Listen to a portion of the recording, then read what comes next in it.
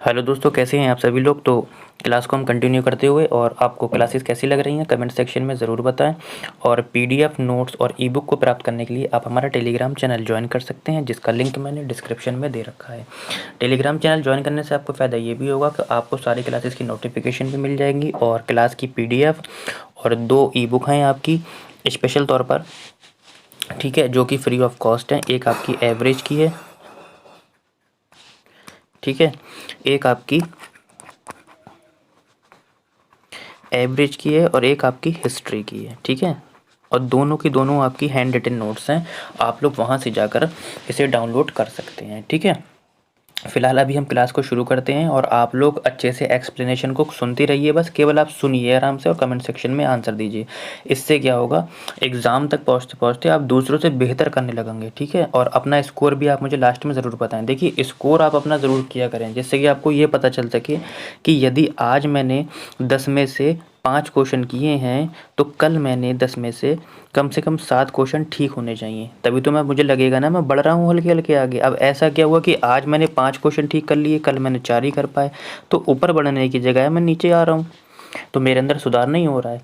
तो इसलिए मैं बोलता हूँ आप लोगों से कि आप लोग जो है अपना स्कोर भी किया करें, ठीक है। लास्ट में मुझे ज़रूर बताएं आप सभी लोग अपना स्कोर कि कितना आपने ठीक किया है, ठीक है। फिलहाल अभी हम क्वेश्चन की ओर आगे बढ़ते हैं बिना देरी से। पहला क्वेश्चन कहता है कि निम्न में से कौन सा सिद्धांत बाल विकास में वातावरण संबंधी कारकों को ही महत्व देता है, ठीक है। वातावरण संबंधी विकास क्रम की एक रूपता का सिद्धांत, आपका सामाजिक अधिगम का सिद्धांत, निरंतरता का सिद्धांत, परस्पर संबंध का सिद्धांत, ठीक है। देखो, विकास क्रम की एक रूपता का सिद्धांत ये क्या कहता है। देखो, विकास जो होता है बेटा क्रम से होता है, ठीक। विकास क्रम की एक रूपता का सिद्धांत क्या होता है, विकास क्या होता है, क्रम से होता है। क्रम से का मतलब क्या होता है, यदि बच्चा क्या होता है, पहले क्या होता है, रेंगना सीखता है। रेंगना के बाद क्या होता है, वो हल्के हल्के चलना सीखता है, फिर क्या करना, दौड़ना सीखता है। तो विकास जो है कैसे हो रहा है, क्रम से हो रहा है आपका, ठीक है। विकास क्रम से हो रहा है, ठीक। ये तो हमारा उत्तर होगा नहीं, क्योंकि हमसे ये पूछा है कि निम्न में से कौन सा सिद्धांत बाल विकास में वातावरण। अब वातावरण जिसने भी पकड़ लिया होगा उसको उत्तर मिल गया होगा अभी तक, वरना अब आगे आधे बच्चे क्या होंगे, तुक्का लगाएंगे यहाँ पे। सामाजिक अधिगम का सिद्धांत क्या कहता है। देखो, सामाजिक अधिगम का सिद्धांत वातावरण संबंधी कारकों को महत्व देता है। बाल विकास के सामाजिक अधिगम सिद्धांत के अनुसार बालक के विकास पर सबसे अधिक उसके परिवेश पर प्रभाव पड़ता है। जो उसका आसपास का बेटा परिवेश होता है ना, वहाँ से प्रभाव पड़ता है। फिलहाल हमारा उत्तर ये हो जाएगा। आगे बढ़ते हैं फिलहाल ऑप्शन की ओर। कहता है कि निरंतरता का सिद्धांत, बिल्कुल। निरंतरता का सिद्धांत क्या कहता है, विकास जो है बेटा निरंतर चलता रहता है। निरंतर का मतलब क्या होता है, जीवन पर्यंत चलता है। क्या, जीवन पर्यंत चलता है, यानी कि जब तक आप मर नहीं जाते। परस्पर, ये हमारा उत्तर नहीं होगा।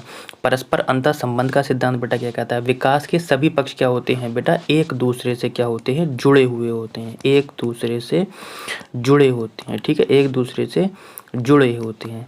जैसे यदि एक पक्ष हमारा खराब होता है, तो दूसरा पक्ष भी ऑटोमेटिकली क्या होता है, उसमें खराबी आ जाती है, ठीक है। जैसे मेरे अगर सिर में दर्द हो रहा है, तो मेरी पूरी बॉडी का काम करने का बिल्कुल भी मन नहीं होगा, यानी कि एक पक्ष दूसरे पक्ष पर क्या होता है, संबंध होता है। तो आप लोग ये वाला क्वेश्चन अच्छे से समझ गए हैं, कमेंट सेक्शन में आपने आंसर दे दिया होगा और अच्छे से एक्सप्लेनेशन सुन लिया। आगे बढ़ते हैं फिलहाल। नंबर 2 हमारी स्क्रीन पर कहता है कि एक शारीरिक विकलांग बालक के लिए विद्यालय में निम्नलिखित में से क्या आवश्यक रूप से होना चाहिए, ठीक है। यदि आप एक शिक्षक हैं और आपकी स्कूल में क्या है, एक शारीरिक विकलांग यानी कि शरीर से विकलांग बालक है, तो उसके लिए क्या क्या आवश्यक होना चाहिए। कहता है बालक के लिए कक्ष में प्रवेश की उचित सुविधा का प्रबंध होना चाहिए, या बालक के लिए भोजन का प्रबंध होना चाहिए, या बालक के लिए निःशुल्क शिक्षा का प्रबंध होना चाहिए, या बालक के लिए आवास का प्रबंध होना चाहिए। तो आप लोगों को बताना है और मेरा एक्सप्लेनेशन अच्छे से सुनना है, ठीक है। दूसरों से आप फिलहाल बेहतर ही करेंगे। देखो, विकलांग बालक से तात्पर्य क्या है, उन बालकों से है जो मानसिक, ठीक है। पहले आप केवल विकलांग का शब्द समझ लीजिए, केवल विकलांग क्या होता है। अभी मैं शारीरिक नहीं बोल रहा हूँ, विकलांग का केवल मैं क्या बोल रहा हूँ अभी, विकलांग, इसका अर्थ क्या होता है पहले तो आप ये समझ लीजिए। देखो, विकलांग का अर्थ क्या होता है, विकलांग बालक से तात्पर्य उन बालकों से है जो मानसिक, ठीक है, मानसिक, शारीरिक, संवेगात्मक दृष्टि से क्या होते हैं, दोष युक्त होते हैं, ठीक है। विकलांग बालक के लिए कक्ष में प्रवेश की उचित सुविधा का प्रबंध होना चाहिए। यदि शारीरिक रूप से विकलांग है तो उसके लिए बेटा क्या होना चाहिए, उचित सुविधा होना चाहिए प्रवेश करने की। जैसे कि मेरा स्कूल दूसरे मंजिल पर है, ठीक है, इस बच्चे का क्लास जो शारीरिक से विकलांग है, तो उसके लिए भोजन की ज़रूरत नहीं होना चाहिए, ना ही निःशुल्क की होना चाहिए, ना आवास की होना चाहिए। भैया प्रवेश की उचित स्थिति, यानी कि उसके लिए आप लिफ्ट का इस्तेमाल करिए, यानी कि लिफ्ट बनवाइए आप स्कूल में, तभी तो बच्चा जा पाएगा। आप मेरी बात को अच्छे से समझना चाह रहे हैं मैं क्या कहना चाह रहा हूँ। तो जिस तरीके का वो विकलांग है उसके लिए हमें इसमें से ऑप्शन चुनना है। अब वो शारीरिक रूप से, यानी कि समझ लो पैर से वो विकलांग है और मंजिल उसका क्लास दूसरी मंजिल पर, तो वो कैसे सीढ़ियों से जाएगा बताओ। उसके लिए काय का इस्तेमाल होना चाहिए, किसका होना चाहिए बेटा, लिफ्ट का इस्तेमाल होना चाहिए। यानी कि बालक के लिए कक्षा कक्ष में प्रवेश की जो उचित सुविधा का प्रबंध होना चाहिए। फिलहाल ये वाले हमारे ऑप्शन नहीं होंगे, ठीक है, समझ गए होंगे। आगे बढ़ते हैं। देखो एक क्वेश्चन फिर से आपकी स्क्रीन पर, लॉरेंस कोहलर के नैतिक विकास के सिद्धांत के अनुसार कहता है सजा टालने के लिए नियमों का पालन करना किस चरण को दर्शाता है। सजा को टालना है हमें, ठीक है। कहता है प्रथा पूर्व चरण, प्रथागत चरण, अमूर्त संक्रियात्मक चरण या उत्तर प्रथागत चरण। देखो ये वाला हमारा नहीं होगा, क्यों, क्योंकि आधे लोग बच्चे हमें बताएंगे कहाँ का है ये जीन प्याजे का शब्द है, ठीक है, इसलिए ये वाला उत्तर तो हमारा होगा नहीं। अब या तो पहली अवस्था, इसकी भी 2 अवस्थाएं होती हैं, ठीक है, इसकी भी 2 अवस्थाएं होती हैं और इसकी भी 2 अवस्थाएं होती हैं, तो कुल मिला के 6 अवस्थाएं हमारी हो जाती हैं, ठीक। पहली अवस्था की हमारी उम्र होती है 3 से 10 वर्ष, दूसरी अवस्था की उम्र होती है 10 से 13 वर्ष और तीसरी अवस्था की होती है 13 से 16 वर्ष, ठीक। ये तो उम्र हो गई आपकी। अब हमसे ये पूछा है कि सजा टालने के लिए नियमों का पालन करना किस चरण को दर्शाता है। देखो पहले चरण में 2 चीज़ें होती हैं, एक होता है अहम केंद्रिकता, अहम केंद्रिकता, अहम केंद्रिकता का मतलब क्या होता है बेटा, और एक तरफ होता है दंड एवं आज्ञा पालन,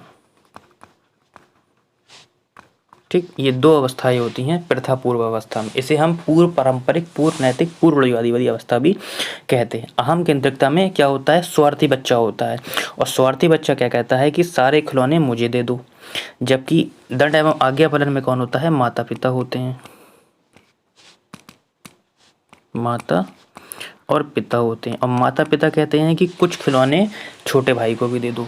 अब यहाँ पे बच्चा दुविधा में पड़ जाता है कि अगर मैं खिलौने नहीं दूंगा तो मुझे पिटना पड़ेगा, वो कहता है दे दो, वो कहते हैं मैं नहीं दूंगा, बच्चा दुविधा में पड़ जाता है। अब जैसे ही पापा बोलते हैं देगा या नहीं देगा, मारूं डंडा निकाल के, अब वो क्या करता है, यहाँ पे नियमों का पालन करने लगता है। तो सजा टालने के लिए नियमों का पालन करना किस चरण में आता है बेटा, पहली अवस्था में आता है, और पहली अवस्था की भी कौन सी अवस्था में, दूसरी उप अवस्था में आता है, ठीक। ये क्वेश्चन आपको क्लियर हो गया होगा। तो आगे बढ़ते हैं, इसी तरीके से एक एक अवस्था को हम कवर करते हुए चलेंगे, वरना वीडियो बेटा लंबी हो जाएगी। चौथा क्वेश्चन कहता है कि बच्चों में सामाजिकरण के संदर्भ में निम्न में से कौन सा कथन सही है, सामाजिकरण के संदर्भ में, ठीक है। पहला कहता है कि समकक्षी सामाजिकरण का प्राथमिक कारक है। देखो मैंने आपको क्या बताया था, 2 चीज़ें बताई थी, एक मैंने आपको बताया था प्राथमिक कारक और एक मैंने बताया था आपको द्वितीयक कारक। मैंने आपको बताया था प्राथमिक कारक में कौन आएगा, प्राथमिक कारक में बेटा परिवार आएगा, और द्वितीय कारक में आपका क्या आएगा, स्कूल आएगा। और मैंने आपको ये भी बताया था कि परिवार के साथ जो भी जुड़ा होगा वो केवल और केवल प्राथमिक कारक के अंतर्गत ही आएगा।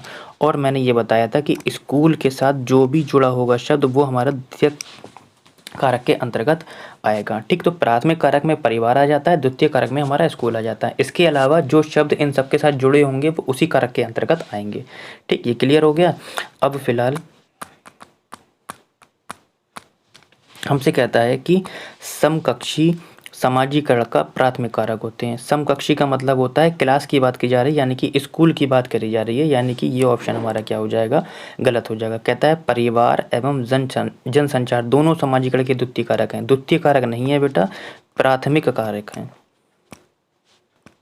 ठीक है। ये तो गलत हो गया हमारा ऑप्शन। ये कहता है कि प्राथमिक कारक है, ये हमारे कैसे कारक हैं, द्वितीय कारक हैं।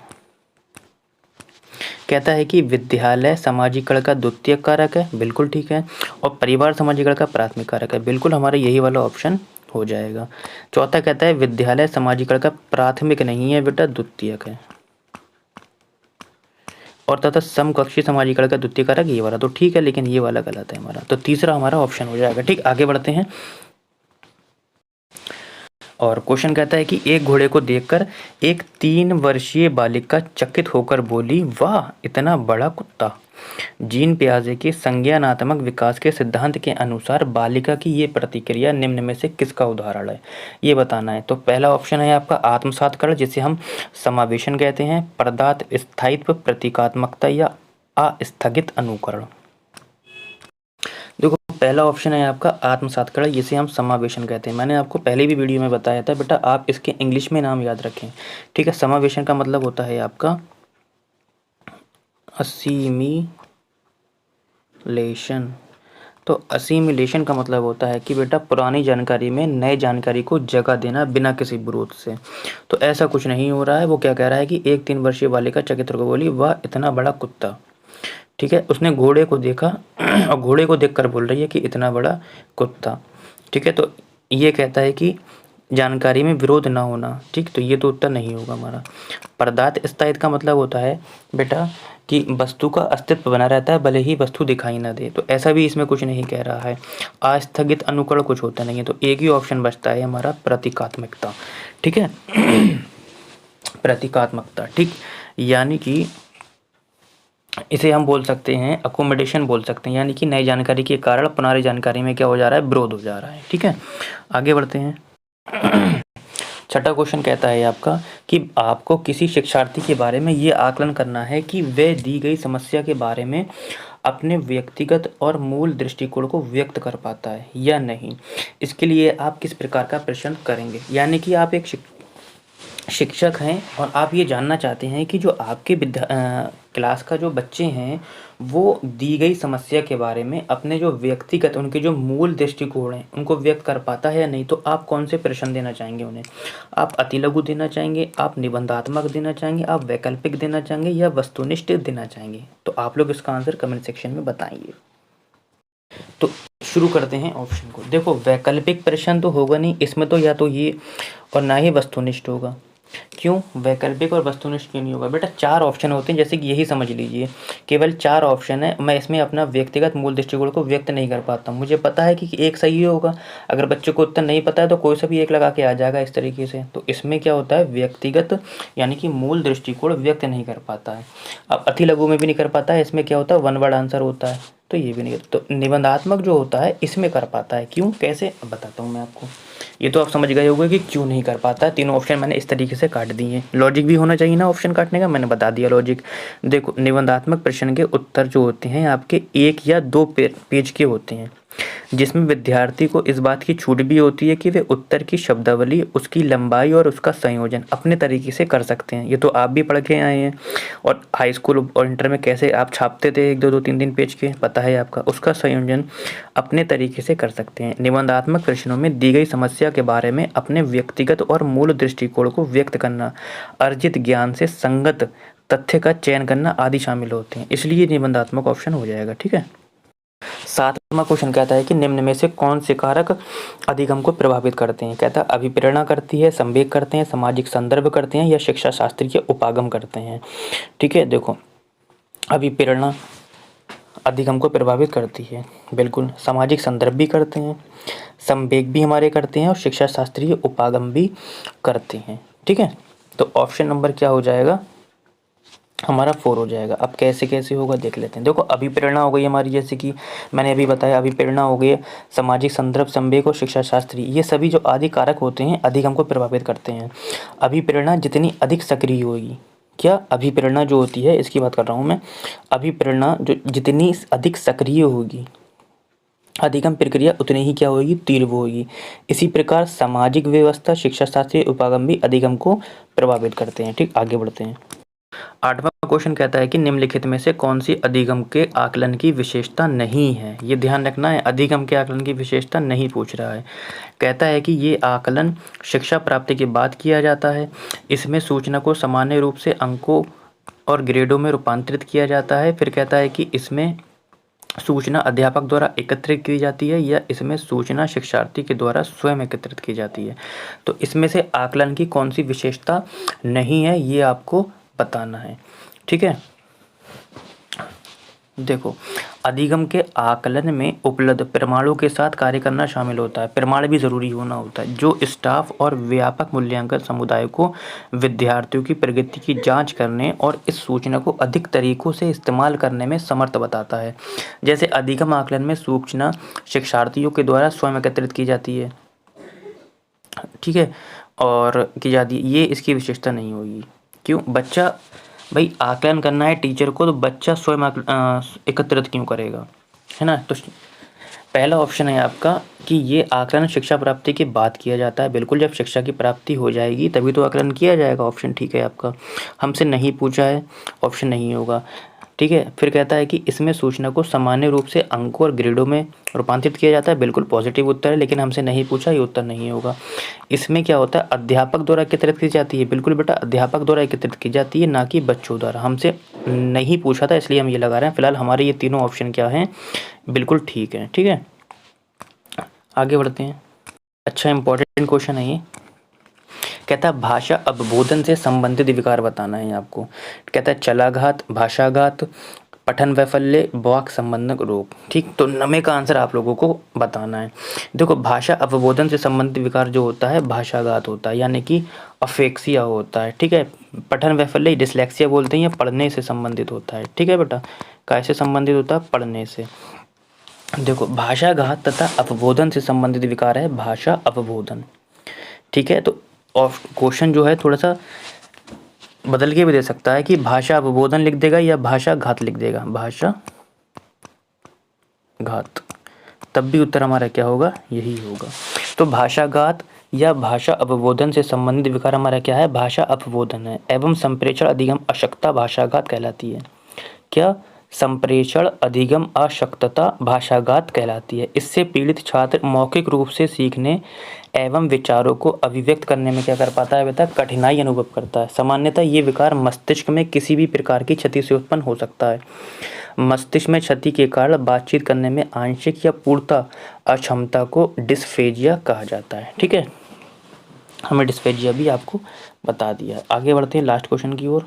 कहता है कि निम्न में से कौन सा युग्म घटक और अभिप्रेरणा स्रोत का सही रूप से मिला युग्म है। कहता है आत्म परितोषण बाह्य अभिप्रेरणा है, जिज्ञासा आंतरिक अभिप्रेरणा है, नगद पुरस्कार आंतरिक अभिप्रेरणा है, रुचि बाह्य अभिप्रेरणा है। तो कौन सा सही है ये आपको बताना है, ठीक है। देखो, रुचि जो होती है हमारी आंतरिक अभिप्रेरणा होती है, यहाँ पे बाह्य दे रखी है। नगद पुरस्कार आंतरिक नहीं होता है बेटा, बाह्य होता है, ठीक है। तो ये भी गलत है।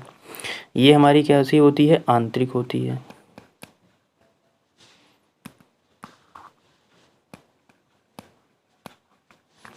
इसलिए ये भी गलत हो गई। आत्म परितोषण बेटा, आत्म परितोषण बाह्य नहीं होती है, आंतरिक होती है।